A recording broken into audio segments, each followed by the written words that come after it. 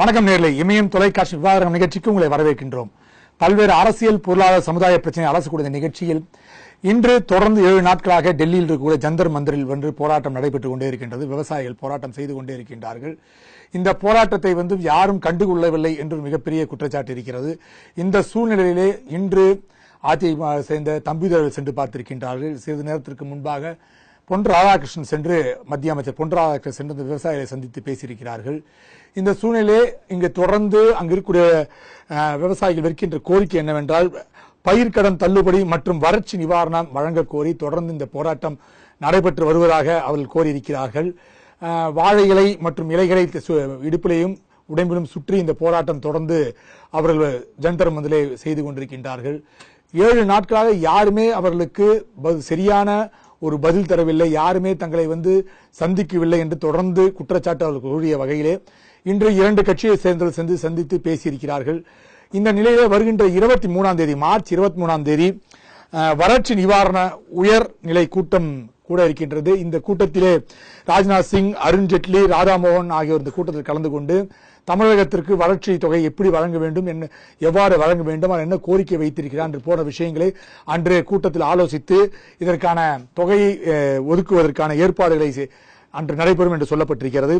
இந்த பயிர் கடனுக்காக மற்றும் வறட்சிக்காக தொடர்ந்து இந்த விவசாயிகள் செய்கின்ற போராட்டத்தை டெல்லியில இருக்கக்கூடிய அங்கு இருக்கக்கூடிய வட மாநிலத்தை சேர்ந்த எந்த ஊடகமும் அதை ஒரு காட்சியாக காட்டவில்லை. யாருமே அது ஒரு மிகப்பெரிய விஷயமாக தங்கள் தொலைக்காட்சியிலோ இல்லது நாங்கள் செய்தித்தாளிலோ வெளியிடவில்லை என்று மிகப்பெரிய குற்றச்சாட்டு இருக்கின்றது.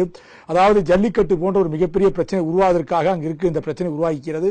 ஆனால் வட மாநிலத்தை சேர்ந்த எந்த ஊடகமும் இதற்கு முக்கியத்துவம் தரவில்லை என்று குற்றச்சாட்டு இருக்கிறது. ஒரு பாராமுகமாக இருக்கின்ற குற்றச்சாட்டு இருக்கிறது. இதை பற்றி நம்மிடம் பேசுவதற்காக சமூக ஜெகதீஷன் வந்திருக்கிறார்கள். வணக்கம்.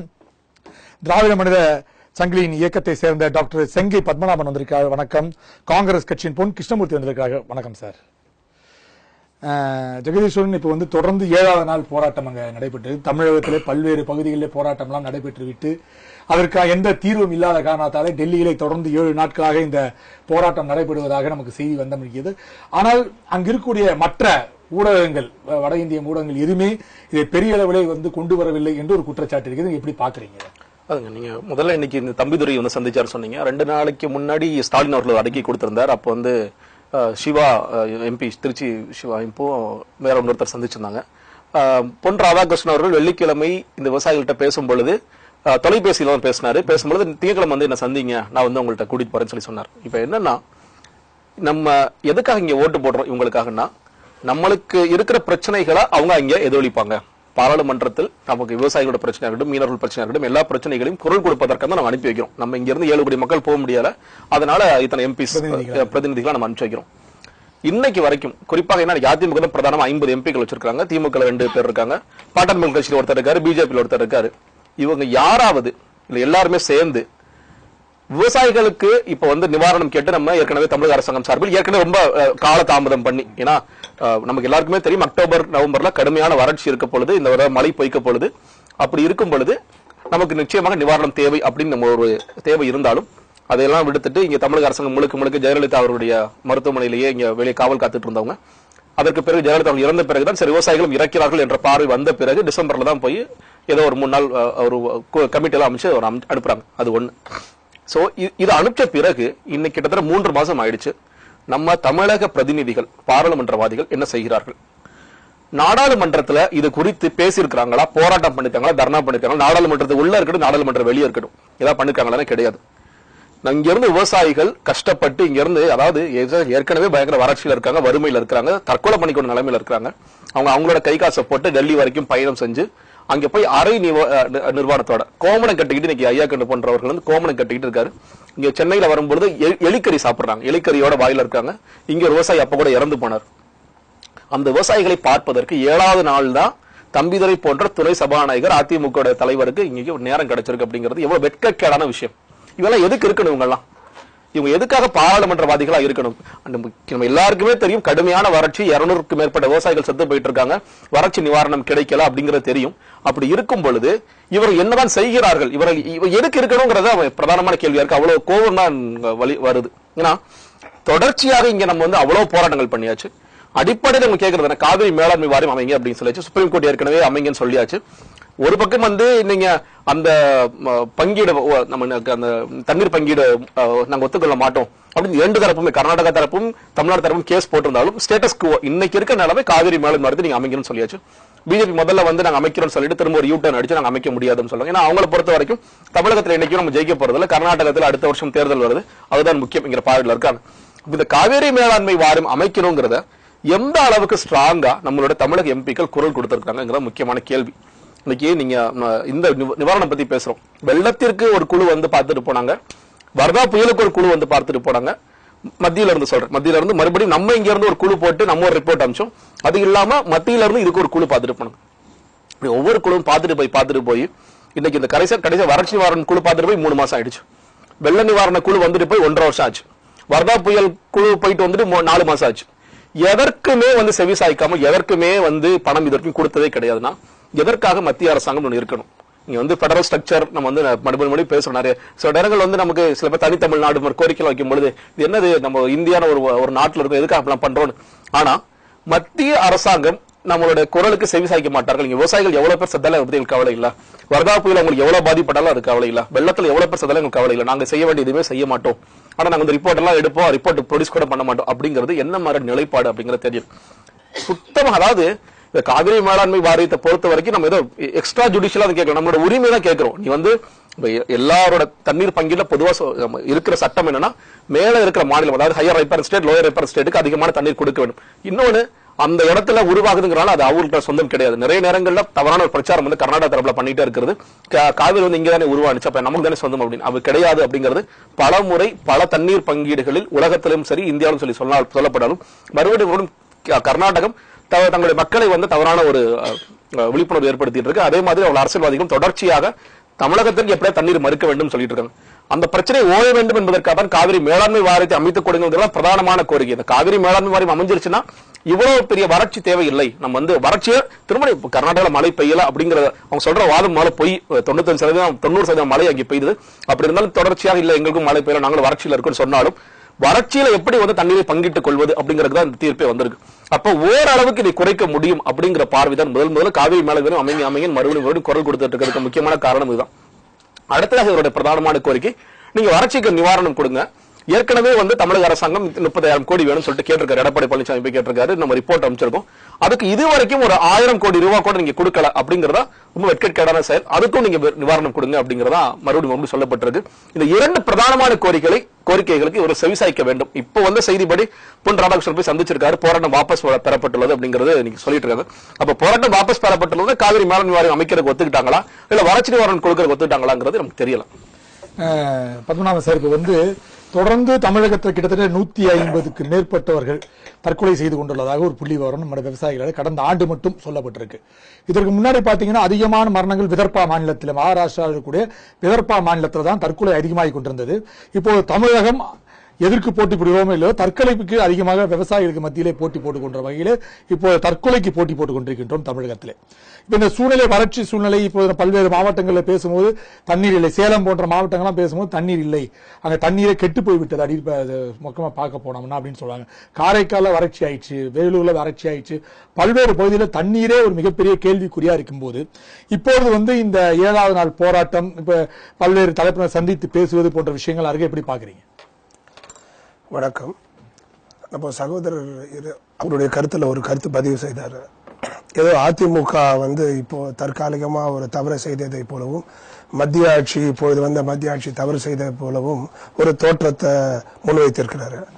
இது கண்ணு கட்டுறதுக்கு அப்புறம் சூரிய நமஸ்காரம் என்று சொல்வதற்கு இணங்க ஒரு 50 ஆண்டுகளுக்கு எந்த ஒரு நீர் மேலாண்மை பணியும் எந்த அரசும், இந்த திராவிட அரசு என்று சொல்லக்கூடிய திமுக அதிமுக 2 கட்சிகளும் ஒரு மேம்பாலத்துக்கு கொடுத்த ஒரு முக்கியத்துவத்தை, ரோடு கொடுத்த முக்கியத்துவத்தை, இலவசத்துக்கு கொடுத்த முக்கியத்துவத்தை ஏனோ தெரியல தண்ணீருக்கு அவங்க தர மறுத்துட்டாங்க. இப்ப போயிட்டு ஒரு புள்ளி விவரம் கூட சொல்லியிருக்கு, 30% தண்ணீர் நம்மளுக்கு தேவைப்படுதுன்னு வச்சுக்கோங்க. ஏறத்தாழ 100-150% 30 விழுக்காடு தண்ணீர் நம்மளுக்கு தேவை. ஆனா 5 மடங்கு தண்ணி எடுத்து போய் நம்ம கடல்ல சேர்க்கிறோம். இப்ப என்ன ஆயிடுச்சுன்னா மாநிலத்துக்கு ஒரு போர்க்குணத்தை உருவாக்குற மாதிரி ஒரு இந்தியான்ற ஒரு ஒருங்கிணைந்த நாடு, அத பாகிஸ்தானை பாக்குற மாதிரி ஒரு கன்னடக்காரரையும் ஒரு மலையாளக்காரரையும் ஒரு தெலுங்கரையும் பாக்குற ஒரு சூழ்நிலைய இப்ப நம்ம உருவாக்கிட்டு இருக்கோம். நம்ம கர்நாடகால இப்போ சகோதரர் சொன்னாரு, அவங்க இடத்துல துவங்கிச்சு, அது அவங்களுக்கு உரிமை கொண்டாட முடியாது, அதெல்லாம் மாற்று கருத்து கிடையாது. இந்தியாவில எந்த ஒரு பூமிக்கு அடியில் இருக்கிற சொத்தும் இந்தியாவில் இருக்கும் 130 கோடி மக்களுக்கும் உரித்தது. அதுல யாருக்கும் எதுவும் கருத்து கிடையாது. அதே சமயத்தில் அவர்கள் தண்ணீர் தரும் பொழுது அவர்களையும் தாண்டி, அவர்கள் தடுப்பையும் தாண்டி இயற்கையின் சீற்றத்தின் காரணமாக வருகின்ற உபரி தண்ணீரை நமது மாநிலத்தில் பாய்ந்து கடலுக்கு செல்லும் போது அதை நாம் ஏன் தடுத்து நிறுத்தி அணை கட்ட மறுத்து கவனம் செலுத்தவில்லை என்பதுதான் என்னுடைய முதல் கேள்வி. நீங்க வர்ற தண்ணி எல்லாம் நீங்க செலவு பண்ணாம நீங்க விட்டுட்டு எல்லாத்தையும் கடல்ல கலந்துட்டு அப்புறம் அண்டை மாநிலத்தில் ஒரு போர்க்குணத்தை உருவாக்கிட்டோம்னா ஒரு இந்திய அந்த கலாச்சாரம் இருக்கு இல்லையா, அந்த ஒருமைப்பாடு இருக்கு இல்லையா, அந்த ஒருமைப்பாட்டுக்கே ஒரு கேடு விளைவிக்கிற ஒரு நிலை ஏற்படும். தண்ணீர் பஞ்சத்தை பத்தி நம்ம எப்ப பேசுறோம்? மழை காலம் வந்தா வெள்ளத்தை பத்தி பேசுறோம். மழை முடிஞ்சோன்னா வறட்சி வரும்போது தண்ணீரை பத்தி ஞாபகப்படுத்துறோம். இந்த நிலை தயவு செய்து மாறணும். கடந்த பத்திரிகையில கடந்த வாரம் கூட பத்திரிகையில ஒரு பேட்டியில சொல்லியிருந்தேன். என்னன்னா, வருகின்ற பட்ஜெட்டில், அதாவது இப்ப கொடுத்திருக்காங்க இல்லையா, அந்த பட்ஜெட்டை மிகப்பெரிய ஒரு ஏமாற்றம். ஒட்டுமொத்த ஏறத்தாழ 75 லட்சம் கோடி 75,000 கோடி இதுக்கு மட்டுமே, இலவசத்துக்கு மட்டுமே கொடுக்கிற ஒரு அவல நிலை யாருக்கு சார் வேணும்? திருப்பி மீண்டும் வலியுறுத்தி சொல்றேன். ஆடு மாடு கோழி பிளாஸ்டிக் அதெல்லாம் யாருக்கும் தேவையில்லை. தயவு செய்து நாங்க கேட்கறது ஒரு 4 விஷயம். 1, விவசாயத்துக்கு தேவையான தண்ணீர், 2 மின்சாரம், 3 சுகாதாரம், இந்த போக்குவரத்து வசதிகள், கல்வி. அது கல்வியை பத்தி பேசும்போது அது ஒரு பெரிய டாபிக். அது அப்படி இருக்கும்போது தண்ணிக்கு நீங்க மிகப்பெரிய ஒரு மூலதனம். இப்ப நீங்க இந்தியா முழுக்க ஒரு நெற்களஞ்சியமா திகழ்ந்த ஒரு தஞ்சை காவிரி பெல்ட் என்று சொல்லக்கூடிய அந்த ஜோனே ஒரு மிகப்பெரிய பாலைவனம் போல மாறி இருக்கு. இதற்கு ஒரே காரணம், மற்றவர்களுக்கு ஒரே சொல்லி பிரயோஜனம் கிடையாது. நம்ம மாநிலத்தினுடைய அரசாங்கம் அரசியல் பின்புலம் இல்லாம, சுயநலம் கருதாம, உங்களுடைய நீர் மேலாண்மைக்கு நீங்க முக்கியத்துவம் தராமல், உங்களுடைய மிகப்பெரிய ஒரு முதலீட்டை மத்திய அரசிடமிருந்து பெற்று நீங்கள் தண்ணீருக்கு மேலாண்மை செய்தாலே ஒழிய விவசாயிகளை காப்பாற்ற முடியாது. விவசாயியை காப்பாற்றணும் சொல்றீங்க. தயவு செஞ்சு ஒன்றை மட்டும் புரிஞ்சுக்கோங்க, நம்ம விவசாயியை காப்பாற்ற வேண்டாம், நம்மை நாம் காப்பாற்ற போராட வேண்டும். விவசாயம் என்ன பண்ணுவான்? 1 மாசம் பாப்பா, 2 வருஷம் பாப்பா, 3 வருஷம் பாப்பா, இல்லன்னா மெக்கானிக் ஆயிடுவான், எலக்ட்ரிஷியன் ஆயிடுவான், மூட்டத்தொகை போயிடுவான், எதுக்கோ போயிடுவான். அவனுடைய வாழ்வாதாரத்துக்கு, அவனுடைய சாப்பாடுக்கும் அடிப்படையில் பாதிக்கப்பட போறது கடைசியில நாம் விவசாயியை காப்பாற்றுவோம் என்ற பேச்சை முற்றுப்புள்ளி வைத்து இந்திய நாட்டினுடைய விவசாயத்தை முன்னிறுத்தி, நாம் விவசாய நாடு, எதவனும் இல்லாம நம்ம வாழ்ந்துடலாம், உணவு இல்லாம வாழ்வதற்கு வாய்ப்பே இல்லை. அப்ப அந்த நிலையில நீங்க தயவு கூர்ந்து டெல்லியில போய் பாருங்க, எவ்வளவு பெரிய அவமானம். நீங்க கூட பதிவு பண்ணீங்க, வடநாட்டுல ஊடகங்கள்லாம் எதுவும் அவங்களுக்கு முக்கியத்துவம் தரலன்னு. இதை விட கேவலம் வேற என்ன இருக்கு? இதே ஒரு கற்பழிப்பு இருந்தா, கற்பழிப்பு நியாயப்படுத்தி பேசல, எவ்வளவு பெருசாகிறீங்க? ஒரு தனி நபர் இறப்ப எவ்வளவு பெருசாகிறீங்க? அதை நான் கொச்சப்படுத்தல, தயவு செய்து அந்த போராட்டத்தையோ அந்த எழுச்சியோ நான் கொச்சப்படுத்தல. தயவு, நம்மளுடைய வாழ்வாதாரம், ஜீவாதாரம் எது? உணவு. அந்த உணவுக்கு போராடுகின்ற ஒரு விவசாயி சகோதரர்கள் சொன்ன அரை நிறுவனம், இதோட என்ன இருக்கு? சுதந்திரம் 60-70 ஆண்டு காலத்தை நோக்கிய சுதந்திர இந்திய நாட்டில் ஒரு தலைநகர்ல அரை நிர்வாணத்தில் இருந்து போராடுகின்ற ஒரு நிலை இருக்கும்போது அதை கூட நம்ம செவி சாய்க்கலன்னா நாம் என்ன செய்ய போகின்றோம்? நாம் எதை நோக்கி போய் கொண்டிருக்கின்றோம்? நாம் என்ன சாதிக்க போகின்றோம்? நாம் என்ன சாதித்தோம் என்றெல்லாம் சிந்திக்கக்கூடிய ஒரு அவல நிலை ஏற்படுகின்ற நிலை இருக்கின்றது என்பதை மத்திய அரசும் மாநில அரசும் உடனடியாக இதில் கவனத்தை செலுத்தி, ஆர்கே நகர்ல இருக்காங்க, இந்த ஒரு தொகுதியில தோத்தானா ஜெயிச்சானா, இது ரொம்ப முக்கியமா? தயவு செஞ்சு சிந்திங்க. முதலமைச்சர் வந்தாச்சு, 124 எம்எல்ஏ சப்போர்ட் இருக்கு. இதுல யாரு ஜெயிச்சாலும் தோத்தாலும் ஆட்சி மாற்றம் வரப்போதா? இல்ல தமிழ்நாட்டோட அரசியல் மாறப்போதா? இதுக்கோசம் நீங்க காட்டுறது கவனத்தை விட கவனத்தை காட்டிலும் நீங்க டெல்லியில இருக்க விவசாயிக்கு நீங்க கவனம் காட்டினீங்கன்னா எவ்வளவு சிறப்பா இருக்கும். எத்தனை நாள் சார் ஊரை ஏமாத்துவீங்க, ஜனத்தை ஏமாத்துவீங்க, ஏமாத்துறதெல்லாம் போதும் சார். கொஞ்சம் தயவு செஞ்சு. நன்றி சார். கிருஷ்ணமூர்த்தி சார், இப்போ இவ்வளவு போராட்டங்கள் நடைபெறுது. பொன் ராதாகிருஷ்ணன் தமிழகத்தை சேர்ந்த அமைச்சர் போய் பார்த்திருக்காரு. வருகின்ற 23ஆம் தேதி நம்ம சொன்ன மாதிரி வருகின்ற 23ஆம் தேதி வறட்சி நிவாரண உயர்நிலை கூட்டம் கூடுறாங்க டெல்லியில. இதுல வந்து ராஜ்நாத் சிங், அருண் ஜேட்லி, ராதா மோகன் போன்றவர்கள் அதில் கலந்து கொண்டு அவங்களோட தங்களுக்கு கருத்துக்களை பரிமாற்றிட்டு தமிழக அரசால் அனுப்பப்பட்டிருக்கின்ற அந்த கோரிக்கைகள் போன்ற விஷயத்தெல்லாம் பரிசீலித்து நமக்கு தொகை ஒதுக்குவாங்க அப்படின்னு ஒரு எதிர்பார்ப்பு இருக்கிறது. நீண்ட காலமாக நம்ம வந்து இந்த கோரிக்கை வைத்துக் கொண்டே இருக்கின்றோம். வறட்சியானது தமிழகத்தில் அதிகமாகிக் கொண்டிருக்கின்றன்னு சொல்லிக்கிட்டு இருக்கோம். ஆனா இப்போதுதான் 23ஆம் தேதி இந்த கூட்டமே கூட போகுது. எப்படி பாக்குறீங்க? அதாவதுங்க, இந்தியாவினுடைய ஆன்மா கிராமத்தில் வாழுதுன்னு தேசத்தந்தை மகாத்மா காந்தி சொன்னார். இந்தியா வந்து ஒரு விவசாய நாடுன்னு பாரதத்தினுடைய முதல் பிரதமர், இந்தியாவை நிர்மாணித்த ஜவஹர்லால் நேரு அவர்கள் குறிப்பிட்டார்கள். ஆனால் இன்றைக்கு தமிழகத்தில் நடக்கக்கூடிய இந்த விவசாயிகள் போராட்டம் டெல்லியில இது வந்து கேட்காத காதா மாதிரி மத்திய அரசாங்கம் இருக்கிறது ரொம்ப வருத்தத்துக்குரிய விஷயமா இருக்கு. அவர்கள் வந்து இவ்வளவு பெரிய போராட்டம் இத்தனை நாள் தொடர்ந்து நடைபெறுவதற்கு விட்டிருக்க வேண்டியதே இல்லை.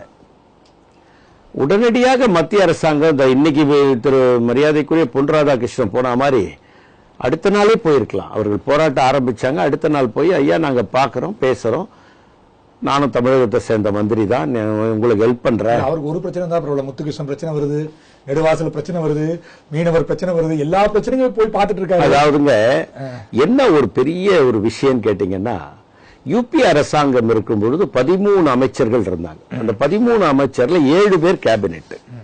இந்த கேபினெட் அமைச்சர் இப்ப கூட நீங்க ஒரு பட்டியல் சொன்னீங்க, ராஜ்நாத் சிங், ராதா மோகன், அருண் ஜேட்லி, இவங்க 3 பேர் கேபினெட் அமைச்சர்கள். நீங்க கேபினெட் ஒரு கூட்டம் நடக்குது பாத்தீங்களா, அதுல நம்முடைய மாநிலத்தை சேர்ந்த திரு பொன் ராதாகிருஷ்ணன் அதுக்குள்ள போக முடியாது.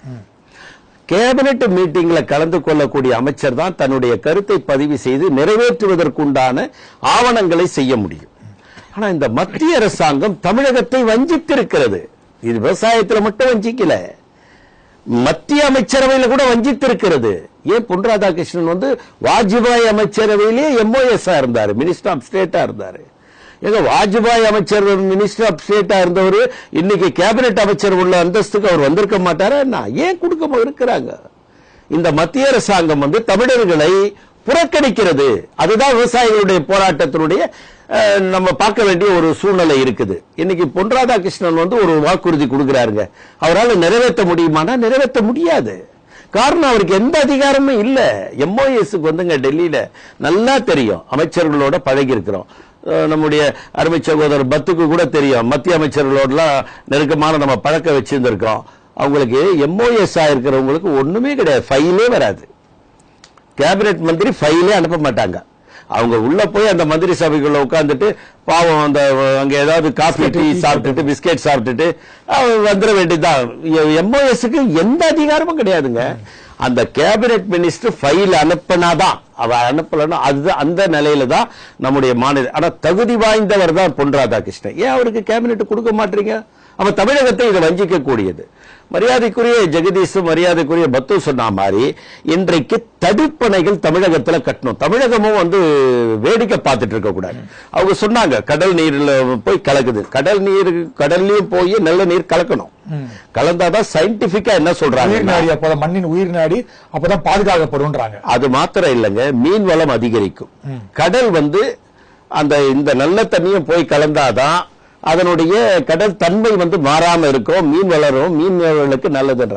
மீனவர்களுக்கு கடல் இந்த தண்ணி போனோம். ஆனா மீதி இருக்கிற தண்ணியை நாம சேமித்து வைப்பதற்கு இன்னைக்கு சந்திரபாபு நாயுடு வந்து இவ கிட்டத்தட்ட 1.5 வருஷம் தாங்க ஆகுது, எல்லா இடத்துலயும் தடுப்பணை கட்டிட்டாருங்க. எப்படிங்க அவரால் மட்டும் முடியுது? பத்து சொன்ன மாதிரி ஏன் நம்ம வந்து இதற்கு முன்னால் இருந்த முதலமைச்சர்கள் ஏன் தடுப்பணையை கட்டல? பெருந்தலைவர் காமராஜர் இருந்த போது எல்லா நதிகளிலும் அணையை கட்டினார் இல்ல? எல்லா என்ன பட்ஜெட், என்ன பட்ஜெட்டே வந்து 100 கோடி பக்கம் பட்ஜெட்டை வச்சுக்கிட்டு அத்தனை தொழிற்சாலைகள் ஆரம்பித்தாரு, அத்தனை அணைகளை கட்டினாரு. அத்தனை பேருக்கு வேலை வாய்ப்புகளை உருவாக்குனாரு. அவரால் முடிஞ்சதை லட்சக்கணக்கான அளவில் இன்னைக்கு லட்சக்கணக்கு கோடியில பட்ஜெட் நம்ம போடுறோமே, இன்னைக்கு ஏன் அதை நம்மளால செய்ய முடியல? தடுப்பணை நீங்க பெரிய அணை கட்டவே வேணாம். தடுப்பணைகள் இன்னைக்கு சந்திரபாபு நாயுடு கட்டுறது, இப்ப பாலாத்துல அவர் ஒரு அணை கட்டுறாருன்னு சொல்லிட்டு நம்முடைய எதிர்கட்சி தலைவர் கூட போய் அங்க பெரிய ஒரு தகராறு எல்லாம் பண்ணாரு. ஏன் அவங்க ஆட்சியில் இருக்கும்போது கூட அதை கட்டல? கட்டியிருக்கலாம்ல. கட்டி இருந்தால் அந்த அணைகள் அந்த நீர்கள் இன்னைக்கு இது பண்ணியிருந்தா இவ்வளவு பெரிய வறட்சிக்கு பூமியில தண்ணி இருந்திருக்கும். நீங்க இப்ப சேலம் மாவட்டத்தை குறிப்பிட்டீங்க. சேலம் மாவட்டத்துலங்க 3 வருஷத்துக்கு முன்னால 700 அடியில தண்ணி இருந்தது. இன்னைக்கு 2000 அடியில தான் தண்ணி போயிடுச்சு. போர் போட்டு போட்டு போட்டு போட்டு பாக்குறாங்க. சேலத்தில் என்னுடைய நண்பர்கள் சொல்லுகிறார்கள் 2000 அடிக்கு கீழே தண்ணி போய்விட்டது சேலத்தில் சொல்லக்கூடிய ஒரு அவல நிலை. இன்னைக்கு பூமிக்கு அடியில தண்ணீரை சேமித்து வைக்கக்கூடிய அந்த தடுப்பணைகள் இருக்கு பாத்தீங்களா, அதை கட்டாம இந்த அரசாங்கம் வேடிக்கை பார்த்து கொண்டிருப்பது ஒரு வேதனையான விஷயம். அதே மாதிரி குறிப்பிட்டாங்க வர்தா புயல், மத்திய அரசாங்கம் பணமே கொடுக்கல. இதற்கு முன்னால பெரும் வெள்ளம் ஒன்று வந்தது. அம்மையார் ஜெயலலிதா அவர்கள் இருக்கும்போது 30,000 கோடி கேட்டாங்க. 1000 கோடி கூட கொடுக்கல. திரு ஜெகதீஷ் சொன்ன மாதிரி 1000 கோடி கூட இன்னும் ஒதுக்கப்படவே இல்லை. அப்போ இந்த தமிழகத்தில் இருக்க விவசாயம் இல்லை, இந்தியாவில் இருக்கக்கூடிய விவசாய நாடு என்று என்றைக்கு மகாத்மா காந்தியும் நேரும் சொன்னார்களோ அதை மனதில் வைத்துதான் 76,000 கோடி ரூபாயை திரு மன்மோகன் சிங் அவர்கள் பிரதமராக இருக்கும்போது விவசாய கடனை தள்ளுபடி பண்ணோம். மறைந்த முதலமைச்சர் கூட நான் ஆட்சிக்கு வந்தால் கூட்டுறவு சங்க விவசாய கடனை தள்ளுபடி பண்றாங்க. அவங்க தள்ளுபடி பண்ணாங்க. ஆனா மத்திய அரசாங்கத்தில் இருக்கக்கூடிய தேசிய வங்கியில வாங்கின கடன் தான் இன்னைக்கு விவசாயிகளை பெரிய அச்சுறுத்தலா இருக்கு. அது அச்சுறுத்தல் மாத்திரம் இல்லைங்க, அதை விட ஒரு கேவலம் ரிலையன்ஸ் போன்ற கம்பெனி கிட்ட கொடுத்துட்டாங்க. அவன் கந்து வட்டிக்காரன் போய் கேட்கறத விட மோசமா கேட்கிறான். அதுலதான் இங்க விவசாயம் இவங்க சொன்னாங்க பாருங்க, 2 பேரும் 200 விவசாயி செத்து போட்டார். 100 விவசாயம் இந்த ரிலையன்ஸால செத்து போனவன் தான். நீங்க ஏன் தனியார் கிட்ட கொடுக்குறீங்க? அதை தனியார் போனா என்ன பண்றான்? அரசாங்க அதிகாரி போனா கூட ஒரு மரியாதையோட ட்ரீட் பண்ணுவாங்க. தனியார் ஆளுங்க போய் ஒரு ரவுடிசம் பண்றான், கந்துவடிகாரனோட மோசமா பண்றான். விவசாயிகள் மானஸ்தர்கள், அதுவும் குறிப்பாக தமிழகத்தில் இருக்கக்கூடிய விவசாயிகள் சொல்லை தாங்காதவர்கள். அந்த சொல்லை தாங்க முடியாமல் தன்னுடைய உயிரை மாற்றிக் கொள்ளக்கூடிய அவல நிலை இங்கே இருக்கிறது. இந்த மத்திய அரசாங்கம் உடனடியாக தேசிய வங்கியில வாங்கியிருக்கக்கூடிய கடனை முழுவதுமாக தள்ளுபடி செய்யணும். இந்த அமைச்சர்கள் 3 பேர் கூடுறாங்கல்ல, அதுல பொன் ராதாகிருஷ்ணனையும் கூட வச்சுக்கணும், நிர்மலா சீதாராமனையும் கூட வச்சுக்கணும். தமிழகத்துல என்ன பிரச்சனைன்னு அவங்கள கேட்கணும், போய் பார்த்துக்கிட்டு வாங்கன்னு அதுக்கு முன்னால சொல்லணும். இந்த பிரச்சனையெல்லாம் தீர்த்து இந்த விவசாயிகள் டிராக்டர் வாங்கிட்டு பணம் கட்ட முடியாம இன்னைக்கு தற்கொலை பண்ணிக்கக்கூடிய நிலையே தேசிய வங்கியில தான் இருக்கு. தேசிய வங்கியில கடன் வாங்கினவங்க இன்னைக்கு சூசைட் பண்ணிக்கிறாங்க. மத்திய அரசாங்கம் இதுல கவனம் செலுத்தணும். திரு பொன் ராதாகிருஷ்ணன் போய் அவர்களை சந்திச்சது பெரிய விஷயம் இல்ல, அவருடைய தேசிய கடனை முழுமையாக தள்ளுபடி பண்ணணும். காவேரி மேலாண்மை அமைப்பதன் மூலம் நம்முடைய உரிய தண்ணி, திரு ஜெகதீஷ் சொன்னாங்க, உரிய தண்ணி நமக்கு சட்ட பிரகாரம் கிடைக்கும், அவங்க தடுக்க முடியாது. இன்னைக்கு தண்ணி உலகம் ஃபுல்லாவே எல்லோருக்கும் பொதுவானது என்று நாம் சொல்லுகிறோம். ஆனா இங்க நமக்குள்ள இருக்கிற ஸ்டேட்டுக்குள்ளேயே இவ்வளவு பெரிய பிரச்சனையை நம்ம வச்சிருக்கிறோம். ஆனா மத்திய அரசாங்கம் என்ன நினைக்குது? இன்றைக்கு இருக்கக்கூடிய மத்திய அரசாங்கம் இது ஒரு விவசாய நாடாக மாற்ற வேண்டும் என்று நினைப்பதாக அண்ணா ரொம்ப அவங்களை குற்றச்சாட்டு சாட்டுறாரு. நான் ஏத்துக்கிறேன். இவங்க காங்கிரஸ் ஏறத்தாழ 50 ஆண்டுகளுக்கு மேல ஆட்சி புரிந்த ஒரு கட்சி. தமிழகத்தில் அதிமுக திமுகவும் இவ்வளவு படுபாதக செயலை செஞ்சிருக்குன்றதையும் அவர் ஒத்துக்கிறாரு. அப்படி இருக்கும்போது இந்த தேர்தலை ஏன் அவங்களை ஆதரிக்கிறாங்க? அதாவதுங்க, தேர்தல் என்பது வேற, மக்களுக்கு உண்டான பிரச்சனை. நான் என்ன சொல்றேன், 76,000 கோடி நாங்க தள்ளுபடி சொன்னதையும் சகோதரர் பத்து அவர்கள் இதை ஒத்துக்கணும். நான் 76,000 கோடி தள்ளுபடி. நான் என்ன சொல்றேன், இன்னைக்கு இருக்கக்கூடிய மத்திய அரசாங்கம் நாங்க பண்ண மாதிரி பண்ணுங்கன்னு சொல்றோம். நீங்க போர்க்கால அடிப்படையில் நீங்க என்ன செய்யணும்னா, உரத்தையும் விதத்தையும் தண்ணீரையும் அத்தனையும் இலவசமா தரணும். அவங்களுக்கு என்ன பிச்சை போடுறது? விவசாயிங்க சொல்றீங்க, அவர் இப்ப அவங்க ஆட்சி கிடையாது, காங்கிரஸ் ஆட்சி கிடையாது. எப்படி சொல்றாங்க? இப்ப ஒரு 2 நிமிஷம் முன்னாடி அவர் என்ன சொன்னாருன்னா, அண்ணன் என்ன சொன்னாருன்னா, திமுகவும் அதிமுகவும் தான் இந்த 50 ஆண்டு கால அவலத்துக்கு காரணம். காமராஜர் இதை செய்தார் அதை செய்தார், கர்ம வீரர் சொன்னார், அதுல மாற்று கருத்து கிடையாது. அவர் செஞ்ச மாதிரி இவங்க செஞ்சிருந்தாங்கன்னா தமிழ்நாடு இந்தியாவுடைய முதன்மை மாநிலமா இருந்திருக்கும். அதை தட்டி கேட்கிற அதிகாரம் யாருக்கிட்ட இருந்தது? இவங்க கிட்ட இருந்தது. அந்த காலத்தையும் நம்ம மறந்து மத்திய ஆட்சி அரசியல் இன்னைக்கு நான் ஏன் கேட்கிறேன், இன்னைக்கு ஏன் திமுகவை இவர்கள் ஆதரிக்கிறாங்க? தேர்தல் காலத்தினுடைய இது நாம என்ன சொல்றோம்னா தடுப்பணைகளை கட்டாம விட்டுட்டது தவறுன்னு சொல்றோம். பெருந்தலைவர் காமராஜர் எப்படி தொலைநோக்கு பார்வையோடு எல்லாத்தையும் பண்ணாரோ வந்த அரசாங்கங்கள் அதை பண்ணல. மத்திய அரசாங்கம் திட்ட இவங்க சொன்ன மாதிரி வர்தா புயலுக்கு உண்டான தொகையோ பெருவெள்ளத்தில் ஏற்பட்ட நீங்க அம்பத்தூர்ல எல்லாம் பாத்தீங்கன்னா தொழிற்சாலைகள் நசிஞ்சு போயிருக்கு, இன்னைக்கு வேலை இல்ல. இதெல்லாம் விட மிகப்பெரிய விஷயம் என்னன்னா இந்த டிமானிசேஷனுக்கு அப்புறம் விவசாய தொழில் நசிஞ்சு போச்சு, கூலி கொடுக்க முடியல. பல இடங்கள்ல விவசாயிகள் அறுவடை பண்ண முடியாம கூலி கொடுக்க முடியாம நெல் கதிர்கள்லாம் சாய்ந்து போய் அங்க இருந்து மாடு விட்டு மேய்ச்ச வரலாறுலாம் இருக்குது. ஆகவே மத்திய அரசாங்கம் இதுல மிக பாராமுகமாக இருப்பது என்பது மிகவும் கண்டிக்கத்தக்கது. இன்னொரு அண்ணன் சொல்லும் போது ஒரு ஆபத்தான ஒரு செய்தியை பதிவு பண்ணாரு. பொன் ராதாகிருஷ்ணன் அண்ணன் காங்கிரஸ் கட்சிக்காரர், இவர் ஏன் பொன் ராதாகிருஷ்ணன் வக்காலத்து வாங்கினாருன்னு தெரியல, அது ஒரு பக்கம் இருக்கட்டும். பொன் ராதாகிருஷ்ணன் தமிழ் விவசாயிகளுக்கு புறக்கணிக்கப்படுகிறார்கள் சொல்றீங்க.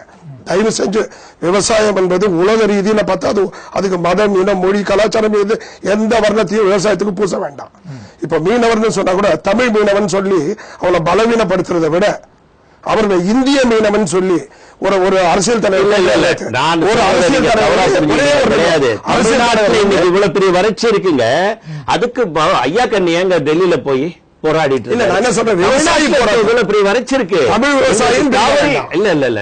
தமிழ்நாட்டில் தானே நம்ம இருக்கோம். தமிழ்நாட்டில் இருக்க பிரச்சனை இப்ப நமக்கு மெயின் நோக்கமே ஐயா கண் அவர்கள் போய் அங்க டெல்லியில பிரச்சனை பண்ணிட்டு இருக்காரு. நாம தமிழக விவசாயிகளை பத்தி பேசுவோம். மீனவர்கள் என்று வரும்போது இந்திய மீனவர் சொல்றது தப்பு இல்ல. இல்ல இல்ல இல்ல தமிழக விவசாயிகள் இது உலகம் முழுக்க விவசாயிகள் ஒண்ணுதான். நீங்க